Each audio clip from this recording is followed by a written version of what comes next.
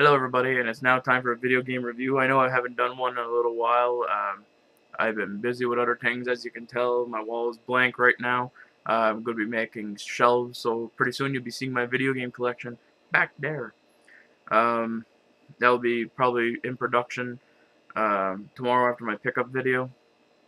With doing that, that's just a little update, what's going on. So let's get on to the video game review. It's 007, Everything or Nothing.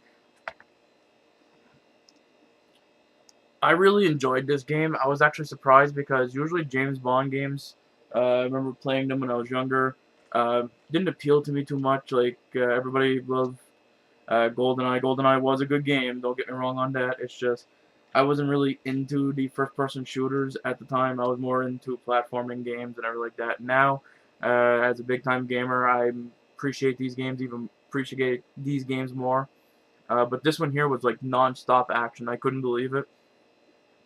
Pierce Brosnan, or however you pronounce his last name, plays James Bond, and it would be his last role movie-wise and game-wise. This ain't based off a movie at all. This is a game made separately off of a separately.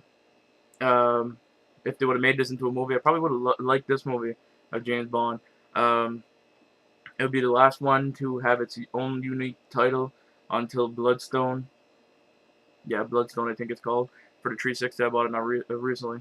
Um, Gameplay in the game, you play either as, well, you can only play as James Bond, but you play either him walking around, shooting things, looking for clues, finding ways to kill your enemy, stuff like that. There's driving scenes where you have to either blow up tankers, blow up other cars, um, racing to get to a new part into the game. I remember a part with a motorcycle. It took me about 5 or 6 tries to get. Um, there was some complicated parts, like there's some parts where you get stuck into a place with a bunch of enemies, and they just drain your health really quick, and it takes about 5 or 6 shots for you to kill them. But if they get a couple clean shots on you, then yeah, you're almost dead almost the minute they start shooting.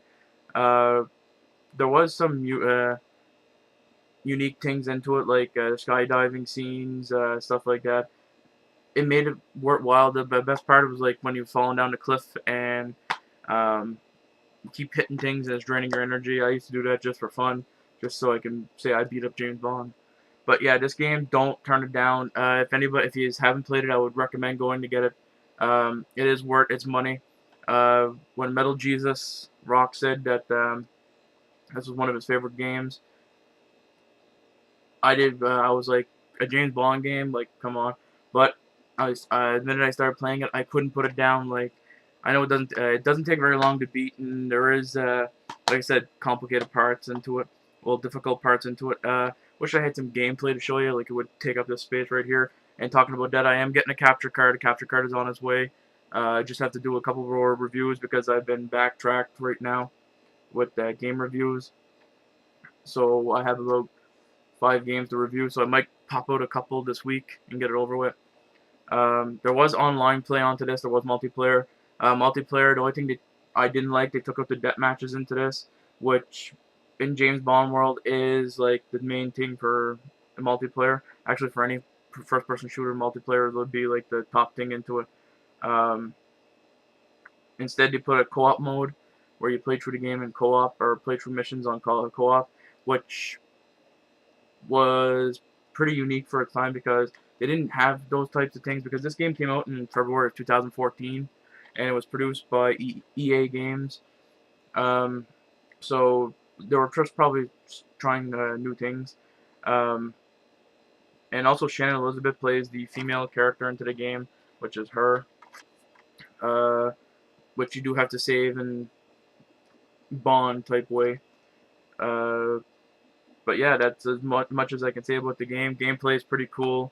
You can tell the characters from everything. There's different gadgets into the game, like where you repel up walls. There's the spider, which blows up and you can kill enemies, press buttons, everything like that. Um, the guns are just unique guns. Well, guns from basic movies and games and stuff like that. I wish they would have put the golden gun into this. It would have been awesome, but it is what it is, I guess. So that's my review on Everything or Nothing. Very awesome game. If I had to rate it, I would probably give it a strong 85 out of 100. So that's my review. I might have one up Tuesday after my weekly DVD watches, and then have one up Friday so I can catch up a little bit. Like I said, I have a capture card on the way.